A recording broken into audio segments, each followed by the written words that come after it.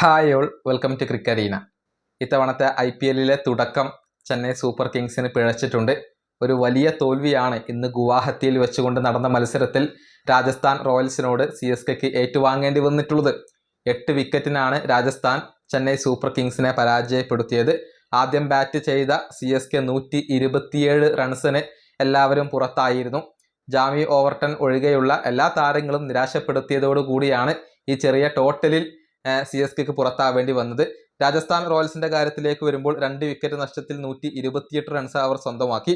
17 പന്തുകളിൽ നിന്ന് 52 റൺസ് എടുത്ത വൈഭവ് സൂര്യവംശിയാണ് അവർക്ക് വേണ്ടി ഏറ്റവും മികച്ച പ്രകടനം പുറത്തെടുത്തിട്ടുള്ളത്. 4 ഫോറുകളും 5 സിക്സറുകളും സ്വന്തമാക്കാൻ സൂര്യവംശിക്ക് കഴിഞ്ഞിട്ടുണ്ട്. അങ്ങനെ 12.1 ഓവറിൽ രാജസ്ഥാൻ റോയൽസ് ഇത് ചേസ് ചെയ്യുകയായിരുന്നു. ഇവിടെ ധോണിയുമായി ബന്ധപ്പെട്ട ഒരു കണക്ക് കൂടി പറയേണ്ടതുണ്ട്.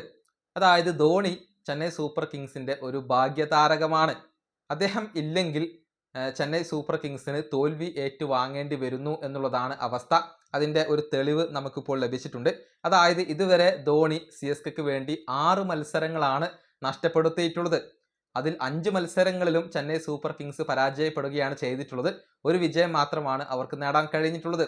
അതായത് MSD ഇല്ലെങ്കിൽ ഭൂരിഭാഗം മത്സരങ്ങളിലും തോൽക്കേണ്ടി വരുന്നു എന്ന ഒരു അവസ്ഥയാണ് CSKക്കുള്ളത്.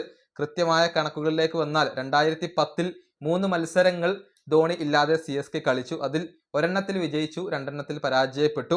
ഡൽഹിയും അതുപോലെ തന്നെ പഞ്ചാബും RCBയുമായിരുന്നു അന്ന് അവരുടെ എതിരാളികൾ. പിന്നീട് 2019 ധോണി 2 മത്സരങ്ങൾ മിസ് ചെയ്തു. SRHും മുംബൈ ഇന്ത്യൻസുമായിരുന്നു എതിരാളികൾ. ആ 2 മത്സരങ്ങളിലും CSK പരാജയപ്പെടുകയാണ് ചെയ്തിട്ടുള്ളത്. ഇപ്പോൾ ഈ മത്സരത്തിലും ചെന്നൈ സൂപ്പർ കിങ്സ് പരാജയപ്പെട്ടു. ധോണി ഇല്ലാത്ത 6 മത്സരങ്ങളിൽ 5ലും അവർ പരാജയപ്പെട്ടു എന്ന് പറയുമ്പോൾ ധോണി ഒരു ഭാഗ്യതാരകമാണ്. അദ്ദേഹം ഇല്ലെങ്കിൽ CSKക്ക് ഇപ്പോൾ പരാജയപ്പെടേണ്ടി വരുന്നു. ഈ വീഡിയോ അവസാനിപ്പിക്കുന്നു. അടുത്തൊരു വീണ്ടും കാണാം.